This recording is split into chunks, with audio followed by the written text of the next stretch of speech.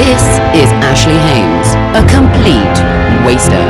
He's 35, he's never had a job, he's spent his life a child. Now though, things have got to change. He's being sent to work in jobs so brutal it'll push him to breaking point. 'Cause for Ashley Haynes, it's time to grow up. If you can keep your head when all about you are losing theirs and blaming it on you, if you can trust yourself when all men doubt you, but make allowance for their doubting too, if you can fill the unforgiving minute with 60 seconds worth of distance run, and which is more, you'll be a man, my son.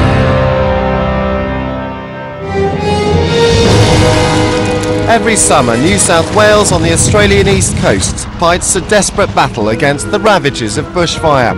Each year, around 1 million hectares are scorched, 300 homes destroyed, and 8 lives lost as wildfires tear their way across the countryside. Stepping up to the challenge of fighting this never-ending battle against the ravages of Mother Nature are the teams of volunteer rural fighters, 70,000 in all, men and women from all walks of life, banded together in one common purpose, to protect and serve their fellow man. In my quest to discover the true essence of manhood, I've signed up to join the brigade at Salt Ash, a village 2 hours north of Sydney. I'm determined to see if just a little of what makes these guys put others first would rub off onto my self-protecting shoulders. Welcome to Australia. Thanks very much. We're going to get into training and get you up to speed. Right. So we've got a lot of work to do very quickly for you. When I first saw him, I thought, oh, here we go. Yeah, a malnourished Englishman. We'll see how we go with him. Well, they were determined to feed me up as a matter of urgency, and I was summoned over to meet the team and perform their long-standing ritual initiation, the firing up of the first barbie of the summer. All right, motley crew. Jesus, they're just staring. Yep. First surprise, my captain was to be a woman. Hi, Tracy. Exactly. How you doing? In England, if you're called Tracy. What does that mean? Wow. What does it mean? It means, it means a little bit of a goer. Well, I think he was a bit scared, but he never told me he was scared, but I think he might have been. Yep, blame it on the old nerves. Now I've got an initiation to get out of the way. Jess, there's a ceremonial lighting of the barbecue, so Okay. you have to do this. We're having trouble here, we can't light the barbecue. I can smell gas. One bloody job. This is not a great start. Oh, well done. Thanks very much. Well, they're easily pleased so far, but as the traditional Aussie man feast begins to take shape, it's time to pluck up courage and try to make some new friends. Friends like Brian. So how long have you been on the force? A bit over 15 years. Good experience for you? Yeah, pretty good. So what's Tracy like? Is she your boss? Yeah, she's pretty good. Yeah. Been in the brigade quite a while. Right. I think the team's not as I expected. You know, I was worried that my fitness levels were not going to be up to scratch, but looking at that lot, they're a motley crew, but very friendly. And I think Tracy, first impressions of her is that she's going to be a good boss. I think we're going to get along just fine. Brian's Brian. But they've already got some jobs they've earmarked for me, and I'm looking forward to getting on with it. Altogether, though, a lovely welcome from a decent bunch. The next morning was training, and Damien was wasting no time in getting me battle fit. Goggles. Takes a while to get used to the equipment now. Let's put it on the right way around. We have dry chemical powder here. So pull the pin. Aiming at the base of the fire. All right, very good. That's good. We put out our first fire. First fire on the first day. Well done. Many more to come. Okay, let's not do that. Go and put that down over there. Put it down and come back here. Goose.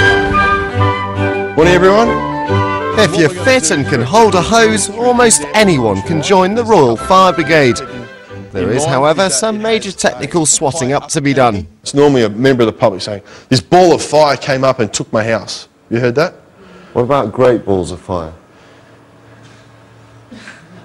That's a song. No, you don't get great balls of fire. Thanks for that, though. There's always one, and I'd like to think it's always me. Back on the practice ground, though, it was time to start getting involved. So what we need to do is teach you how to roll and bowl hose. So you take a step forward, roll, and force it out. That's it. Now just perfect. Now we've got to roll it back up to do it again. This is a right pain in the arse, isn't it? Go for it. A pain in the arse, but like handling the nozzle, essential for once we're out in the thick of it. Yeah, this has got some real kick to it, hasn't it? Yeah. There you go. Still, all work and no play makes Ashley a dull boy. Okay, so that's refreshing, isn't it, as well as practical? Yes. Thanks for that. At least it's cooling. Yeah. That afternoon I was back with the team, and it was time to face a proper fire for the first time. Me and my salt ash motley crew were to perform a controlled burn, torching away loose debris deliberately from a notorious danger spot. Any fire's going to sort him straight out. It would be the true test of him as a man, I suppose, to see how he performs against those conditions. Arson and lightning account for the vast majority of fires out here in the bush, although butt ends and campfire amateurs also do their bit. The first hazard I had to face, though, was far more mundane. Yeah, the first crisis of the day, we were stuck. Although Kim has got his driving qualification, we couldn't get up this small hill. I got a brand new certificate and look what happened. I stopped up. Well, I came here to firefight. I've ended up digging holes, but at least I'm making some use of myself. Okay, we're back on the road. Vehicle recovery at its finest. We're back in business, and at last it's time to get the fires roaring. On occasion, these controlled burns have been known to take hold and cause havoc themselves. It's another danger these part-time heroes take in their stride. Heroes like Bronwyn here, a 44-year-old mother of two.